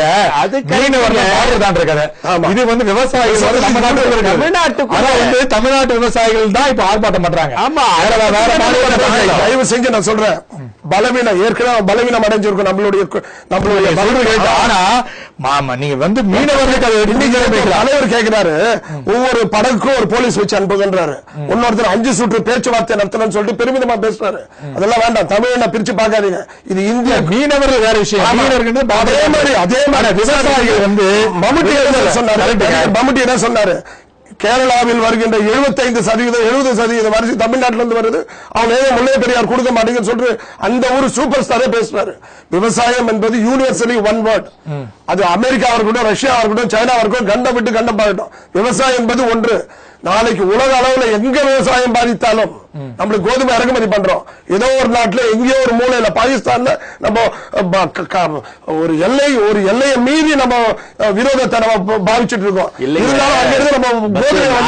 சொல்றதே நீங்க கொஞ்சம் இருங்களேன், தயவு செய்து நான் சொல்றதை நீங்க புரிஞ்சுக்கங்க. இன்னைக்கு ஓப்பனா வெளியில திராவிட கட்சிகளை நீங்க எதிர்த்து போராடுங்க சார். இல்ல இல்ல நீங்க போய் எலெக்ஷன் கூட நின்று அவர்களுக்கு ஒரு சான்றிதழ் கொடுத்து நீங்க அவர் எலெக்ஷனை ஜெயிக்க வச்சுட்டு அதுக்கு அடுத்த கூட்டத்தில் இதே டிவில உட்கார்ந்துட்டு திமுக சரியில்லை, அதிமுக தெரியலன்னு சொல்றது அந்த கதை இனிமே வேண்டாம் சார். இல்ல இல்ல இல்ல உங்க காமராஜர் ஆட்சி இருக்குல்ல, உங்க தலைவர் இருக்காருல்ல, உங்க தலைவருக்கு வழிகாட்டுதல் இருக்கு இல்லையா, அந்த வழிகாட்டுதல் மேல உங்களுக்கு தலைவர் ஒரு விஷயம், இந்திரா கர்ம வீரர் காமராஜ் அப்படி இருக்கும்போது மக்கள் ஓட்டளித்து எங்களை தேர்ந்தெடுத்தாதாங்க நாங்க ஆட்சி பண்ண முடியும். வெயிட் பண்ணுங்க சார், போங்க மக்களை போய் சந்திங்க. யாரும் நீங்க குற்றம் சாட்டுகின்றீர்களோ அவருடன் கூட்டணி வைத்துக் கொண்டு எலெக்ஷன் காலத்தில் திருப்பி அவங்களுக்கு வாழ்வை கொடுத்துட்டு திருப்பி அவங்களுக்கு குறை சொல்றதுல அர்த்தமே இல்லையே. ஜெகதீஸ்வரன், இப்ப நம்ம தொடர்ந்து இந்த பிரச்சனை பேசும்போது இன்னைக்கு காரைக்கால் ஒரு பகுதியில் போய் பேசும்போது அவங்க என்ன சொன்னாங்கன்னா, ஏற்கனவே கிட்டத்தட்ட 35,000 ஏக்கர் எங்களுக்கு விவசாயம் பண்ணிட்டு இருந்தாங்க, இப்ப அது குறைஞ்சு 15,000 ஏக்கர் தான் விவசாயம் பண்ணிட்டு இருக்கோம் அப்படின்னு சொல்றாங்க. அது மட்டும் இல்ல, சார் சொன்ன மாதிரி சேலத்துல கிட்டத்தட்ட சேலம் கோவை பகுதியெல்லாம் 2000 அடி தண்ணி கீழே போயிடுச்சு. விவசாயத்திற்கு லாரி மூலமாக தண்ணீர் வாங்கி விவசாயம் பண்ணக்கூடிய சூழ்நிலை பல கிராமங்கள்ல நடந்துகிட்டு இருக்கு. அதாவது தண்ணீர் என்பது மிகப்பெரிய கேள்விக்குறியா போயிட்டு இருக்கு நமக்கு. அதாவது இந்த வறட்சி நிவாரணம் வழங்குவதை அடுத்து அடுத்த கட்ட நடவடிக்கை தண்ணீரை மண்ணை சத்தாக்குவது, தண்ணீரை வளப்படுத்துவது, மண்ணில் இருக்கக்கூடிய பொருட்களையும் சத்துக்களையும் அதிகமாக்கி தண்ணீரை மேலும் மேலும் சத்தாக்குவது என்ற விஷயங்கள்லாம் இருக்கு. இது எப்படி பாக்குறீங்க? அதாவது நீங்க காரைக்கால் உதாரணம் சொன்னீங்க, நான் காவேரி டெல்டா பகுதியில் உதாரணம் சொல்றேன். நீங்க காவேரியோட வரலாறு கோர்ட்டு கேஸ் எல்லாம் பாத்தீங்கன்னா ஒரு காலத்துல தமிழக டெல்டா பகுதியில மட்டும் கிட்டத்தட்ட 30 லட்சம் ஏக்கர் நம்ம விவசாயம் பண்ணிட்டு இருந்தோம். இன்னைக்கு அளவு பாத்தீங்கன்னா 15 லட்சம் ஏக்கர், பாதிக்கு பாதி ஆயிடுச்சு. அதே நேரத்துல கர்நாடகா கம்பேர் பண்ணீங்கன்னா அவங்க வந்து 15 லட்சம் மரத்து இன்னைக்கு 30 லட்சம் ஆக்கியிருக்காங்க. சோ இதுதான் மிகப்பெரிய ஒரு வேறுபாடு. நம்ம வந்து அவர் சொன்ன ஒரு மிக முக்கியமான கருத்து, நான் இப்போ இந்த பிரச்சனைனால நான் அதிமுக அப்படிங்கறது சொன்னேன். பொதுவா வந்து இதுக்கு ரெண்டு கட்சியும் காரணம். நீங்க ஒரு பக்கம் வந்து காவிரியில கோர்ட் கேஸ் நடந்துட்டு இருந்துச்சு, விவசாயிகள்கிட்ட பேசணும், பிரச்சனை வந்தது. அதை தாண்டி கடந்த 50 வருடங்களில் திமுக அதிமுக ரெண்டு பேருமே காரணம். நம்ம வந்து 14 லட்சம் ஏக்கர் கிட்டத்தட்ட கோட்டை விட்டு அது ரியல் எஸ்டேட்டாவும் இதாகவும் பல விஷயங்களை மாத்தி இருக்கிறோம் அப்படிங்கிறது நம்ம குறிப்பா பார்க்க வேண்டிய ஒரு விஷயம். இது ஒண்ணு. இன்னொன்னு, இன்னைக்கு உச்சநீதிமன்றம் போன வாரம் ஒரு அப்சர்வேஷன் கொடுத்திருக்காங்க. அவங்க என்ன அப்சர்வேஷன்னா, ஒவ்வொரு வாட்டியும் ஏன் விவசாய செத்ததுக்கு அப்புறம் நிவாரணம் கொடுத்துட்டே இருக்கீங்க, அவங்க ஏன் சாகுறாங்கிறது கண்டுபிடிக்க மாட்டீங்களா, இது ஏன் இவ்வளவு பெரிய பிரச்சனையா மாறிட்டு இருக்கு அப்படிங்கிற தொடர்ச்சியா அவங்க ஒரு மிகப்பெரிய கேள்வி எழுப்பியிருக்காங்க. இதான் இன்னைக்கு பிரச்சனை. ஒவ்வொரு வாட்டியும் என்னன்னு கேட்டீங்கன்னா, விவசாயிகள் இறந்த பிறகு அவர் நிவாரணம் குறித்து நம்ம நிவாரணம் குறித்து பேசுகிறோம், நம்ம வேற என்ன மாற்று திட்டங்கள் பத்தி பேசுகிறோம், இவர்கள் ஏன் இறக்கிறார்கள் அப்படிங்கிற ஒரு பார்வை நமக்கு சுத்தமாக இல்லை அப்படிங்கறதான் பிரச்சனை. இதுல ரெண்டு விதமா பார்க்கலாம். ஒண்ணு, இப்ப நீங்க நம்ம வந்து கடன் கிடைக்காம இறக்குறாங்களா அப்படிங்கிற ஒரு பார்வை இருக்கு. இதுல ஒரு பக்கம் பாத்தீங்கன்னா, எந்த மத்திய அரசாங்கம் இருந்தாலும் சரி, காங்கிரஸ் இருந்தாலும் சரி, பிஜேபி இருந்தாலும் சரி, வருடம் வந்து கடனுடைய அளவு இல்ல விவசாயத்திற்கான அளவு வந்து ஜாஸ்தி ஆயிட்டே இருக்கும். இப்ப தொடர்ச்சியா விதர்பா விவசாயிகளா இருக்கட்டும், இல்ல தமிழ்நாடு விவசாயிகளும் இறந்து கொண்டிருக்காங்க. என்ன காரணம் கேட்டீங்கன்னா, விவசாயத்திலையும் இன்னைக்கு வந்து பெரிய முதலாளிகள் சிறிய முதலாளிகள் ஆயிட்டாங்க. இன்னைக்கு வந்து ஒரு கூட்டு விவசாய கார்பரேட் விவசாயி மாதிரி கிட்டத்தட்ட ஆயிட்டாங்க. அவங்களுக்கான இந்த கடனை வந்து யார் அதிகமாக பெறுகிறார்கள் கேட்டீங்கன்னா, அவங்க தான் அதிகமாக பெறுகிறார்கள். ஒரு ஏக்கர் 2 ஏக்கர் வச்சிருக்காரு, கடன் கிடைக்க மாட்டேங்குது. இன்னைக்கு மிகப்பெரிய பிரச்சனை தான். இவங்க என்ன பண்றாங்க, பயிர் வச்சாச்சு, தண்ணி வரல, சரி பம்பு செட் வைக்கணும், இல்ல வந்து தண்ணி வாங்கணும், நமக்கு உடனே கடன் கிடைக்கலாம், பேங்க்ல கடன் கிடைக்கிறது. இவங்க உடனே கந்துவட்டிக்காரங்கிட்ட போய் நிக்க வேண்டிய அவசியம் சூழல் ஏற்படுது. கந்துவட்டிக்காரன் கொடுக்கலாம், திரும்ப வந்து பயிர் பொய்த்திருச்சு, தமிழக அரசாங்கம் நிவாரணம் கொடுக்கறதுல, மத்திய அரசாங்கம் நிவாரணம் கொடுக்கறதுல வேற வழி இல்லாம அதிர்ச்சி மரணங்களில் இறந்து கொண்டிருக்கிறார்கள். முக்கியமா இன்னைக்கு அவர் ஐயா சொன்ன ஒரு முக்கியமான டிமாண்டேஷன் பத்தி, இன்னைக்கு இந்த வருடம் குறிப்பாக ஏன் தமிழக விவசாயிகள் அதிகமாக இறந்து போயிருக்கிறார்கள் என்றால், டிமாண்டேஷனும் ஒரு காரணம். ஏன்னா நம்ம வந்து விவசாயம் பொய்க்கும் போதெல்லாம் நம்ம தமிழக விவசாயம் என்ன பண்ணுவாங்கன்னா, வேற மாற்ற தொழில், திருப்பூர்ல போய் பனியன் ஃபேக்டரி போறதோ, இல்ல மற்ற விவசாய கூலிகளா போறதோ, எங்கேயாவது ஒரு வேலை செஞ்சு ஏதாவது சரி சமாளிச்சிடலாம், நம்ம இந்த வருஷம் சமாளிச்சிடலாம், அடுத்த வருஷம் மழை பெய்யும், இல்ல அடுத்த வருஷம் எப்படியாவது விவசாயத்தை காப்பாத்திரலாம் ஒரு நம்பிக்கையில் இருப்பாங்க. இந்த வருடம் அந்த பண மதிப்பு இழப்பினால, டிமாண்டேஷனால கடுமையாக இவர்கள் வேற எங்கேயுமே மாற்று தொழில், மாற்று வேலை செல்ல முடியாத ஒரு அவல நிலை ஏற்பட்டது. அது முக்கியமான ஒரு காரணம். இன்னைக்கு நீங்க கேட்ட கேள்வியில, இப்போ ஒரு அரசாங்கத்திற்கு, ஒரு மத்திய அரசாங்கம், மாநில அரசாங்கமும் ஒரு விவசாய திட்டம் என்பது இருக்க வேண்டும். இன்னைக்கு பிரச்சனை கேட்டீங்கன்னா, ஒரு பக்கம் தக்காளி வந்து நீங்க தக்காளி அதிகமா விளைஞ்சிருச்சு, யாரும் வாங்குற காலம் ரோட்ல கொட்டி அழிச்சிட்டு இருக்கும் ஒரு பக்கம், இது நீங்க செய்திகளை பார்த்துட்டு இருக்கும். ஒரு பக்கம் அரிசி வந்து அதிகமா விளைவிச்சுன்னு சொல்லிட்டு எலி வந்து சாப்பிட்டு இருக்கு, கிடங்குல ஜாஸ்தியா வச்சுட்டு இருக்கும். இன்னொரு பக்கம் பருப்பு வந்து தொடர்ச்சியா குறைஞ்சிக்கிட்டே இருக்கு, பருப்போட தேவை ஜாஸ்தி ஆயிட்டு இருக்கு. ஆயில் வந்து ஒவ்வொரு வாட்டி நம்ம எக்ஸ்போர்ட் பண்றது, பக்கத்து மாநிலங்கள்ல வந்து இம்போர்ட் பண்றோம், இது மாதிரி பண்ணிட்டே இருக்கும். அதனால ஒரு பக்கம் வந்து நிறைய பணம் இழந்துகிட்டு இருக்கும். அப்போ ஒரு அரசாங்கம் என்பதற்கு இந்த மாநிலத்தில் நம்ம இதுதான் எதிர்பார்க்கிறோம், இது வந்து இங்க தக்காளி நல்லா விளையும், இங்க வந்து அரிசி நல்லா விளையும் அப்படிங்கிற ஒரு பார்வை இருக்க வேண்டும். அதை பொறுத்து தண்ணீர் பங்கீடு மாதிரி விஷயங்கள் இருக்க வேண்டும். இன்னைக்கு காவிரியில் இருக்க மிகப்பெரிய பிரச்சனை கேட்டீங்கன்னா, ஒரு பக்கம் வந்து கர்நாடகா தொடர்ச்சியாக நிலப்பரப்பு, விவசாய நிலப்பரப்பை அதிகமாக்கிட்டே கொண்டு இருக்காங்கனாலும், அவர்கள் வந்து தொடர்ச்சியாக கரும்பையும் நெல்லையும் விளைவித்துக் கொண்டே இருக்கிறார்கள். நம்ம மறுபடியும் சொல்றதுன்னு கேட்டீங்கன்னா, உங்களால கம்மியாக தண்ணீர் எடுக்கக்கூடிய கேழ்வரகு மாதிரியா பயிர்கள் விளைவிக்க முடியும், ஆனால் அவங்க இல்ல முடியும், மறுபடியும் இங்க அரிசி தான் பண்ணுவோம், சுகர் என்ன பண்ணுவோம் சொல்லிட்டு இருக்காங்க. இன்னைக்கு கிருஷ்ணா ரீஜன், கிருஷ்ணாவுடைய தண்ணீரை நம்பி 4 மாநிலங்கள் இருக்கிறது. இந்த 4 மாநிலங்களும் செய்யும் தவறு கேட்டீங்கன்னா, 4 பேருமே கரும்பு விளைவிச்சு கரும்பு தான் கொடுத்துட்டு இருக்காங்க. ஒரு பக்கம் இன்னொரு முரணான விஷயம் என்னன்னு கேட்டீங்கன்னா, இந்தியா வந்து ஒரு சர்க்கரை நோயாளி நாடாக மாறிக்கொண்டிருக்கு, டயபெட்டிக்கா மாறிட்டு இருக்கும். அப்ப சுகருக்கான கன்சம்ஷன் ரொம்ப கம்மியாயிட்டு இருக்கு. ஒரு பக்கம் சுகர் நம்ம விளைவிச்சுட்டே இருக்கும். இதனால என்ன ஆகுது, விவசாயிகளுக்கு கூலி கிடைக்கிறது, விவசாயிகளுக்கான அந்த அவர்கள் விளைவித்ததற்கான பணம் கிடைப்பதில்லை. இந்த ஃபேக்டரிஸ் என்ன சொல்றாங்க, எங்களுக்கும் பெருசா பணம் கிடைக்கிறோம், நாங்க போய் சுகர் எங்க விற்க முடியலங்கிறாங்க. அப்ப உண்மையிலே யாரு லாபம் அடைகிறாங்கன்னா, இந்த பிராந்தி விஸ்கி செய்யறவங்க, அவங்கள உண்மையான. அப்ப நம்ம என்ன செய்யறோம்னா, ஏன் வந்து இவ்வளவு கரும்பு நமக்கு தேவை இருக்கிறதா, கரும்பு இவ்வளவு தேவையில்லை, நீங்க மாற்று பயிர்களை குறித்து யோசியுங்கள் அப்படிங்கிறது. இதே ஒரு முறைதான் இந்தியா முழுக்க ஒரு அக்ரிகல்ச்சரல் பிளான், அடுத்த 5 வருடத்திற்கான விவசாய திட்டம் இதுதான். இதுல வந்து முன்ன பின்ன வரலாம், ஏன்னா மான்சூன் பொய்க்கலாம், இன்னைக்கு வந்து சரி மழை ஒரு இடத்துல எதிர்பார்த்தது, மழை பொய்க்கலாம். ஆனா அந்த திட்டமே இல்லைங்கிறது மிக கேவலம் நினைக்கிறேன். இந்தியாவோட விவசாய நாடு சொல்லிட்டே இருக்கும். அந்த விவசாய நாடுகளுக்கு என்ன திட்டம் வச்சிருக்கீங்க? மாநில அரசாங்கம் ஒரு 5 வருட திட்டம் வைத்திருக்கிறதா? இன்னைக்கு இல்ல. மாவட்ட அளவு திட்டம் இருக்கா? திட்டம் கிடையாது. சரி, இந்திய அளவு திட்டம் இருக்கு, நாங்க இதான் பண்ண போறோம், எங்களோட எக்ஸ்பெக்டேஷன் இது, எங்களுக்கு இது வந்திருக்கு, நாங்க பருப்பு இவ்வளவு ஜாஸ்தி பண்ண போறோம், எங்களுக்கு எண்ணெயை வந்து ஜாஸ்தி பண்றதுக்கு இந்த பயிர்களை விளைவிக்க போறோம் அப்படிங்கிற ஒரு திட்டமே இல்ல. இது உண்மையிலே பட்ஜெட்ங்கிறது இந்த திட்டம் எங்களுக்கு இருக்கு, ஒரு 5 ஆண்டு திட்டம் போற மாதிரி இந்த 5 ஆண்டு திட்டம் எங்களுக்கு இருக்கிறது, இதை குறித்து நாங்கள் போக போகிறோம் அப்படிங்கிற ஒரு பார்வை இருக்கும். அந்த பார்வை இருந்தாதான் நீங்க கேட்கிற மாதிரி நீங்க மாற்று பயிர்கள் குறித்த பார்வையோ, நதிநீர் எப்படி பங்கீடு பண்றோங்கிற பார்வையோ வரும். இது இல்லாத வரைக்கும் தொடர்ச்சியாக விவசாயிகள் இறந்து கொண்டேதான் இருப்பார்கள். இன்னொரு பக்கம் இந்த லோன் பத்தி பேசும்பொழுது இவர்கள் சொல்ற மிகப்பெரிய விஷயம், நீங்க வந்து பேங்க் லோன் குறித்த காலத்தில் இவர்கள் கிடைப்பதே கிடையாது. நீங்க வந்து கோஆபரேட்டிவ் பேங்கா இருக்கலாம், இல்ல வந்து நேஷனலிஸ்ட் பேங்கா இருக்கலாம், தேவைப்படுற நேரத்துல பேங்க் போய் நின்னா எங்களுக்கு பணம் கிடைக்கிறது இல்ல அப்படிங்கிற மிகப்பெரிய விஷயம் இருக்கு. அதை இவங்க ஸ்டடி பண்றதே கிடையாது. ஒவ்வொரு வாட்டியும் சரி, விதர்பால ஏன் விவசாயிகள் இறந்து கொண்டே இருக்கிறார்கள்? இவங்களே சொல்லுங்க, நிறைய பணம் ஒதுக்கணுமே, ஏன் இறந்து போறாங்க? தமிழ்நாட்டில் நாங்க ஒவ்வொரு வாட்டியும் விவசாயத்துக்கு நிறைய நிதி ஒதுக்குறோம், ஆனா ஏன் இறந்து போறாங்க அப்படிங்கிற ஒரு ஸ்டடி இருக்கணும். அந்த ஸ்டடி பத்தி இவங்க கவலைப்படுறதே கிடையாது. சரி, விவசாய சத்தான நிவாரணம் கொடுத்துக்கலாம், ஏமாத்திக்கலாம். இன்னைக்கு தமிழக அரசாங்கம் என்ன பண்ணிட்டு இருக்காங்க? 200 விவசாயிகள் இறந்து போயிருக்காங்க, ஆனா அவங்களை கொச்சைப்படுத்துற மாதிரி வெறும் 17 விவசாயிகள் மட்டும் தான் இறந்து போயிருக்காங்கன்னு கொச்சைப்படுத்துறாங்க. அவங்களுக்கு 3 லட்சம், அந்த 3 லட்சமும் கிடைக்கல. இன்னொரு பக்கம் ஏக்கருக்கு இவ்வளவு பணம் அப்படிங்கிறது அந்த பணமும் கிடைக்கல. தொடர்ச்சியாக வந்து என்னன்னு கேட்டீங்கன்னா, நம்ம ஒரு விவசாயிகள் குறித்த ஒரு பார்வை இங்க இல்ல. விவசாயிகள் இப்படி போனா பொதுமக்களுக்கு அந்த பார்வை இல்லைன்னு நான் சொல்லுவேன். நம்மளே நிறைய நேரத்துல எப்ப விவசாயிகள் இறந்து போறோம் அப்பதான் கவலைப்படுறோமே தவிர, நம்ம விவசாயிகளுக்கு ஒரு தேவை இருக்கிறது அப்படிங்கும்போது நம்ம பெருசா கவலைப்படுறதே கிடையாது. அந்த பார்வை பொதுமக்களுக்கு மாறணும், அரசாங்கத்துக்கு மாறணும்னு நினைக்கிறேன். சார் பத்மநாபன் சார், இப்ப வந்து தமிழ்நாட்டில் தண்ணீர் பிரச்சனை இது ஒரு மிகப்பெரிய கேள்விக்குறியா இருக்கு. இதே போன்ற பிரச்சனை இஸ்ரேலிலும் இருந்திருக்கு. மிகப்பெரிய பிரச்சனை இஸ்ரேல் இருக்கும்போது அவங்க என்ன பண்ணாங்கன்னா, சொட்டு நீர் பாசனம் என்ற விஷயத்தை அறிமுகப்படுத்தி ஒரு மிகப்பெரிய வெற்றியை இஸ்ரேல் பெற்றிருந்துச்சு. அதே போன்று அவங்க என்ன பண்ணிருக்காங்க, பெங்களூர்ல ஒரு முறை ஒரு 6-7 மாதத்திற்கு முன்பு ஒரு பொருட்காட்சி நடத்திருக்காங்க, எக்ஸிபிஷன் ஒன்று நடத்திருக்காங்க. அது இஸ்ரேல் அறிஞர்கள் வந்து இது எப்படி வந்து சொட்டு நீர் பாசனம் மூலமாக நாம் வந்து விவசாயத்தில் வெற்றி அடைய முடியும் அப்படின்ற ஒரு விஷயத்தை சொல்லியிருக்காங்க. அது இல்லாமல் எந்த மாநிலங்களை அணுகினாலும் இதற்கான விஷயங்களை சொல்லித் தருவோம், எளிதாக இருக்கும். மற்றவர்கள் கூட தண்ணீரை வந்து கொட்டுவதை விட சொட்டு நீர் பாசனம் எளிதான விஷயம் அப்படின்னு சொல்லியிருக்காங்க.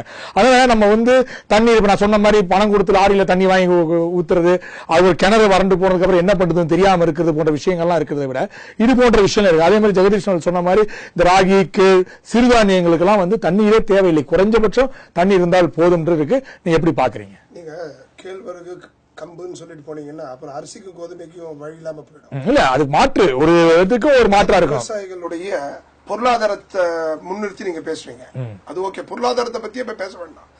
7.5 கோடி மக்களும் 130 கோடி மக்களும் உன்னிப்பாக கவனிக்க வேண்டிய காலம் வந்தாச்சு. இப்போ விவசாயம் விவசாயம் விவசாயம். தயவு செஞ்சு புரிஞ்சுக்கோங்க, நமது நாடு எப்படி இந்துத்துவா இந்துத்துவா இந்துத்துவான்னு ஒரு முதலமைச்சர் வந்திருக்க ஒரு காவி போட்டுட்டு ஆட்சி பண்ற அளவுக்கு இந்துத்துவா முக்கியத்துவம் தருவதை போல நீங்க விவசாயத்துக்கு முக்கியத்துவம் தர வேண்டிய காலம் இப்ப வந்தாச்சு. இப்ப நீங்க அயல் நாட்டு ஒண்ணு குறிப்பிட்டீங்க, சைனா உதாரணத்திற்கு எடுத்துப்போம். நம்மளுடைய விளைநிலங்களை விட 50% விளைநிலம் தான் அவங்க கிட்ட இருக்கு. ஆனால் நம்மை விட இரட்டிப்பு மடங்கு அவர்கள் உற்பத்தியில் சிறந்தவர்களாக இருக்கின்றனர். அதெல்லாம் நம்ம பார்த்து நம்ம அதை பயன்படுத்திக்கணுமே கண்டி. ஒரு தலைவர், அகில இந்திய தலைவர் ஒருத்தர், காங்கிரஸ் கட்சியில இருந்து ஒரு இளம் தலைவர், அவர் சொல்றாரு நதி இணைப்பு வந்து நேச்சுரல் டிசாஸ்டர்ஸ் சொல்றாரு. நேச்சுரல் டிசாஸ்டர்ஸ் சொல்றது எப்படின்னா, ஒரு விவசாயத்திற்கு ஒரு மூடு விழா, விவசாயிகள் ஒட்டுமொத்த விவசாயிகளுக்கு ஒரு கருப்பு தினம், ஒரு விஷம் கொடுக்கும் அளவுக்கு ஒரு மோசமான ஒரு சொல் என்னன்னா நேச்சுரல் டிசாஸ்டர்ஸ். ஒரு தலைமை இடத்திற்கு வரக்கூடிய தகுதி படைத்தவர் இவ்வளவு பெரிய தவறான கருத்தை முன்வைக்கும் போது அவர்களுடைய கொள்கை, அதாவது கடந்த காலம் அதிமுக திமுக பிஜேபி காங்கிரஸ் எல்லாம் நம்ம விட்டுடுவோம். பிஜேபி வாஜ்பாய் அவர்கள் பிரதமராக இருக்கும் போது நான் தங்க நாற்கரை சாலை கொண்டு வந்தார். அது இன்னைக்கு நம்ம ஹைவேஸ்ல போகும்போது மாற்று இல்லாம கட்சி வேறுபாடு இல்லாம அத்தனை பேர் நம்ம பாராட்டிட்டு போறோம். அதே போல விவசாயத்திற்கு நதிகளை இணைப்பது நேச்சுரல் டிசாஸ்டர் சொல்றது மிக மிக தவறு. அதுக்கு ஒரு மந்திரியை வச்சு இவரே சொல்றது தவறான கருத்து. இன்னைக்கு வந்துங்க சுதந்திரம் கிடைக்கிறதுக்கு முன்னாலேயே நதிகள் இணைப்பு என்பது பிரிட்டிஷ்காரன் காலத்திலேயே அது கொண்டு வந்தோம். ஆங்கிலேயன் வந்து எப்படி பென்னிக்குயிக்கு வந்து இங்க முல்லை பெரியாறு கட்டினாரோ அதே மாதிரி நதிகளை இணைக்கணும்னு சொன்ன போது விந்திய மலையை குடைந்து நதிகளை இணைக்க முடியாது என்று ஆங்கிலேயன் காலத்தில் உறுதி செய்யப்பட்டது. நேருபிரான் அவர்கள் பிரதமரா வந்த உடனே அவங்க விட்டுட்டு போனாங்க, நம்ம செய்யணும்னு சொல்லி உலகத்தில் இருக்கக்கூடிய மிக திறமை வாய்ந்த பொறியாளர்களை, உலகத்தில் இருக்கக்கூடிய அத்தனை திறமை வாய்ந்த பொறியாளர்களை கொண்டு வந்து நதிகளை இணைக்கணும், அதுக்கு எனக்கு வழி பண்ணி கொடுங்கன்னு சொன்னாரு. எல்லாம் பார்த்துட்டு கடைசியா ஒரே ஒரு வார்த்தை சொன்னாங்க, விந்திய மலையை குடையவும் முடியாது. அப்ப ஒரே ஒரு இன்ஜினியர் என்ன தெரியுங்களா சொன்னாரு, ஒரு பைப்பு போட்டு மோட்டர் வச்சு என்னாண்ட அதெல்லாம் சாத்தியமாயா, நடக்கிற கதையாது அப்படின்னு சொன்னாங்க. இப்ப நான் ஒரே ஒரு கேள்விதான், சந்திரபாபு நாயுடு அவர்கள் முதலமைச்சரான உடனே நதிகளை இணைப்புக்கு கொண்டு வந்தார். சமீபத்துல ஒரு பேட்டியில சொன்னாரு, நான் ஒரு தவறா பண்ணிட்டாத, அதுல பண்ணதுல இயற்கையாக போகக்கூடிய அந்த வழிப்பாதையை நான் மாற்றியதனுடைய விளைவு நிறைய கிராமங்கள் அழிந்து போய்விட்டது, இயற்கைக்கு மாறாக செய்ததனுடைய விளைவாக பல பிரச்சனைகள் வந்து விட்டது அப்படின்னு அவர் ஆழமா பதிவு பண்ணியிருக்காரு. அப்போ இருங்க பத்து, நான் என்ன சொல்ல வரேன்னா, அவர் எங்களுடைய இளம் தலைவர் நேஷனல் டிசார்டர் சொன்னாருன்னு சொல்றாரு. இதெல்லாம் உணர்ந்துதான் சொன்னோம். நேருவோட கொள்ளு பேருங்க அவரு. நேரு என்ன கொண்டு வந்தாரு, அவங்க வீட்டிலே இருந்தாரு, தெரியாது அவருக்கு. இன்னைக்கு நான் கேட்கிறேன், மேனகா காந்தி கூட என்னங்க சொல்றாங்க, பிஜேபி அமைச்சர் தான், சாத்தியமே இல்லைன்னு சொல்றாங்க. விரோதமா இல்லங்க, நதி நீர் எப்படிங்க இணைக்க முடியும்? சந்திரபாபு இல்லங்க, தென்னிந்தியா நதியை இணைக்கிறது நாங்க என்ன வேணாம் நான் சொல்றோம். நீங்க நதி இணைப்புக்கு ராகுல் காந்தி அப்படி சொன்னாருன்னு சொன்னீங்க. ராகுல் காந்தி எல்லாம் தெரிஞ்சுதான் சொன்னாரு. நான் என்ன சொல்றேன்னா, தயவு செய்து நீங்க அதை கொஞ்சம் புரிஞ்சுக்கங்க. ராஜீவ் காந்தி ஏன் சொல்றாருன்னா, ராகுல் காந்தி, மேனகா காந்தியும் அந்த கருத்தை வலியுறுத்தினாங்க. ஒன்னாச்சுங்களா? அப்புறம் நான் என்ன கேட்கிறேன்னா, இன்னைக்கு தமிழகத்தை பொறுத்த வரைக்குங்க ஒரு பெரிய பிரச்சனை, இந்த காவிரி நீர் ஒருவேளை வருதுன்னு கூட வச்சுக்கோ. இன்னைக்கு நான் ஒரு பொறியாளரை சமீபத்தில் சந்தித்தேன், தமிழ்நாட்டு பொறியாளரை.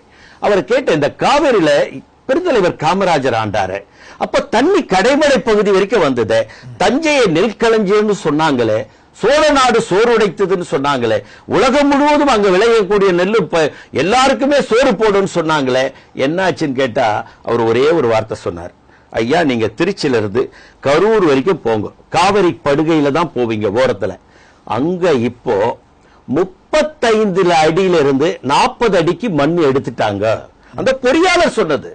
காமராஜர் காலத்துல ஒரு சொட்டு மண் எடுக்கல, தண்ணி அப்படியே ஃப்ளோ ஆகி போய்வோம். இந்த 35 அடி 40 அடி தடியில தண்ணி உள்ள போயிடுது, அது நிரம்பி மேல வரும் பொழுதுதான் அப்படி ஃப்ளோ ஆகுது. இதெல்லாம் ஒரு காரணம். வழிநெடுக எடுத்துட்டாங்க. திருச்சியில இருந்து நீங்க கரூர் பாதைக்கு போங்க, 40 அடி வரைக்கும் மண் எடுத்துட்டாங்க, நிலத்தடி தண்ணீரே இல்ல, அதனாலதான் போல. இதெல்லாம் நாம காவிரிக்கு சொல்லுங்க சார், உங்களுக்கு பெரிய ஆதரவு. கொஞ்சம் இருங்க, நான் என்ன சொல்றேன், அப்போ நீங்க இதெல்லாம் சரி பண்ணணும். இது யாருங்க பண்ணணும்? மாநில அரசாங்கம் பண்ணணும்ல, அதிமுக அரசாங்கம் பண்ணி இருக்கணும்ல. ஏங்க கேரளாலயும் ஆந்திராலயும் மண் எடுக்க மாட்டேங்கிறாங்க? நீங்க ஏன் மண் எடுக்க அலோ பண்றீங்க? இந்த அரசாங்கம் மண் எடுப்பதை தடை செய்யுங்கன்ற நானு. அப்போ நீங்க 35 அடி ஆழம் போகும்போது, இப்போ 35 ஆழங்க ஒரு கிணறு வந்துடுது, அந்த கிணத்துக்குள்ள தண்ணி போதுங்க. அதுக்கு அந்த கிணறு ரொம்பினதுக்கு அப்புறம் தான் மேல தண்ணி ஃப்ளோ ஆகி வரணும். இது சாத்தியமே இல்ல. அந்த பெரிய 35 அடி மண் எடுத்ததெல்லாம் மூடனால் ஒழிய, நீங்க காவிரியில தண்ணி வந்தால் கூட பிரயோஜனம் இல்லைன்னு சொல்றாரு அந்த பொறியாளர். இதெல்லாம் யார் காரணம்? எப்போ கொள்ளைக்காரர்கள் தான் இதுக்கெல்லாம் காரணம். இதை தடுக்க வேண்டியது யாரு? மாநில அரசாங்கம். ஆனா மாநில அரசாங்கமே அதுக்கு உடந்தையாக இருக்கிறது என்ற குற்றச்சாட்டை இந்த பொறியாளர் சொல்றாரு. அப்போ இலவசப்படுத்தினாங்க இல்லையா, கல்வி இலவசப்படுத்தினாங்க இல்லையா, எவ்வளவு முக்கியப்பட்டது. காமராஜர் 300 பள்ளிக்கூடம் 500 பள்ளிக்கூடம் இருந்த நிலையில ஒரே அடி 20,000 பள்ளிக்கூடத்து 12,000 பள்ளிக்கூடத்தை எல்லாம் ஒரு விஞ்ஞானமே இல்லாத காலத்துல உருவாக்க முடிஞ்சது இல்லையா. அதே போல இப்ப எவ்வாறு கல்வி இலவசமாக இருக்க வேண்டும் என்று நினைக்கின்றோமோ, அதே போல விவசாயத்திற்கும் நீங்க விதை இலவசமா தரணும், தண்ணீர் மின்சாரம் இலவசமா தரணும். அதே மாதிரி அதனுடைய விதை மொத்தம் இலவசமா கொடுத்தாலே ஒழிய பாதாளத்தில் இருக்கிறவங்கள நீங்க கை கொடுத்து தூக்கலன்னா விவசாயி என்ற ஒரு வர்க்கமே இருக்காது. விவசாயி என்ற வர்க்கம் மறைஞ்சிடுச்சுன்னா நீங்க உரம் கொடுத்தாலும் தண்ணி கொடுத்தாலும் விதை கொடுத்தாலும் அது செய்யறதுக்கு ஆள் இருக்க மாட்டாங்க. இலவசம் கூட கேட்கலங்க. இலவசம் கொடுங்க சார். இல்ல இலவசமே விவசாயி எங்க கேட்கறாங்க? எங்களுக்கு தண்ணி வேணும் தானே ஐயா கண்ணு போராடி.